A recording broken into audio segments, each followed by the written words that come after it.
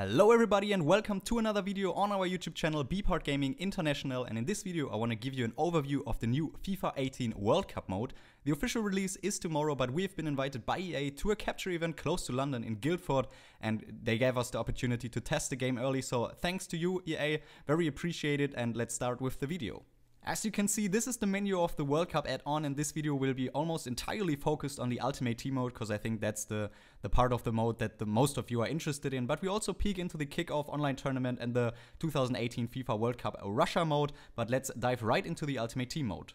And as you might have expected, it looks very similar to the normal Ultimate Team mode. Only one thing is missing, and that's the transfer market, because there will be no transfer market in this version of the game. You can only get players from packs or doing other objectives like winning games, doing the starter objectives, daily objectives, or winning tournaments. But there's no transfer market, so you cannot trade players, you cannot buy them, you can only pack them or getting them from other rewards. As far as game modes goes, EA has added some nice cool stuff in here that was not possible in 2014 World Cup mode, and that is the squad building challenges and the FUT draft, single player or online draft, and then of course you have the online tournament and single player tournament, which was already present in the 2014 version. We look in each of these modes soon enough, especially the squad building challenges. They are really interesting in this mode, but first let's look at the squad, because there are some major changes, especially with the chemistry compared to what you expect from the normal Ultimate Team mode. This is what it looks like, and it's obviously very different to what you're used to in the normal Ultimate Team mode. You have all those blue cards, and they are dynamic items, so they're like the ones to watch or Path to Glory cards. They will get updated when they perform really well in real life. So for example, if De Bruyne scores 2 goals for Belgium, he will get an updated card with a 91 or 92 rated. And you do not have to pack him again, so it's not like an inform version. You just have his card and he will get updated right into your club. Another major difference is what's displayed on the cards. In the normal Ultimate Team mode, you would have the nation, the league, and the club the players are playing for. In here, it's the nation, obviously, then the confederation, which is like the continents the players play in, for example, Europe, Asia, South America, North America, but there are no clubs in here, and that really influences the chemistry system. So if you have players who are in the same league, same nation, and have the same team they play for example, like Mats Hummels and Jerome Boateng, who are both German, both center-backs and both from Bayern Munich, from the Bundesliga, they usually get the perfect link. But in here, there are no perfect links. This link just doesn't exist. You only have the orange, red, and the strong link, but no perfect links. There are more changes that really influence on how you build your squads. For example, the manager gives 2 chemistry points instead of 1, and much more. We will have a dedicated video for this, because it's not possible to grasp all the changes in this video.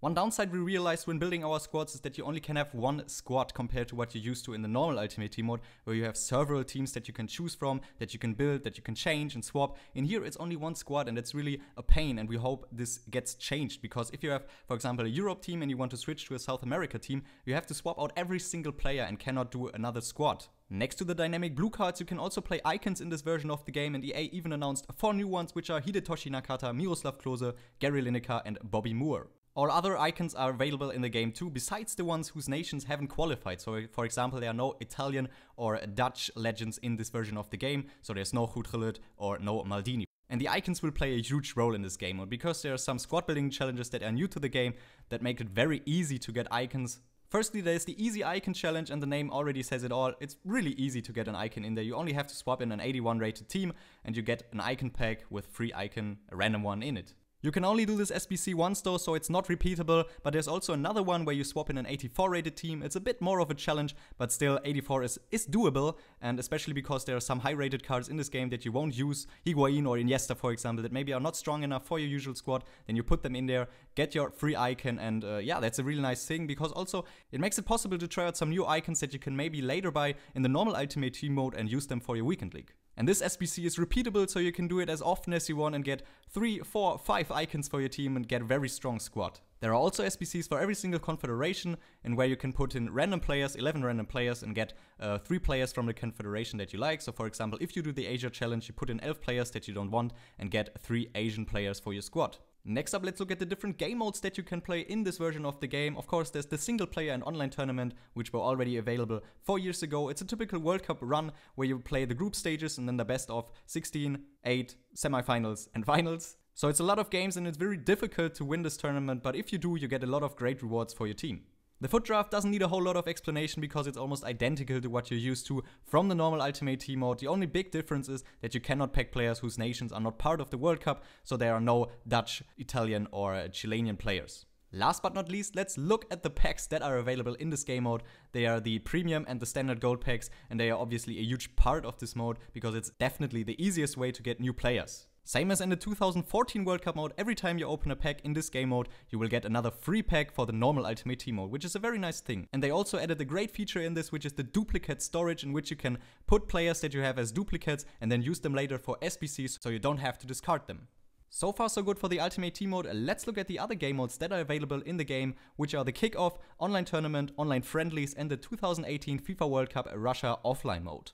As far as Kickoff goes, there's nothing unusual in here. A good thing is that you can also play nations that haven't qualified. This is also possible in the online tournament and in the online friendlies, which is a cool thing. So if you're an Italian guy, you can also play with your nation. I cannot say a lot of things for the online tournament. It wasn't really playable in the version that we played in Guildford, but it seems like you start at the round of 16, at least that's what the tournament tree shows in here, so there might be no group stages, which is interesting because the Ultimate Team mode features the group stages before the round of 16, and of course you can play every nation that you want and win the World Cup.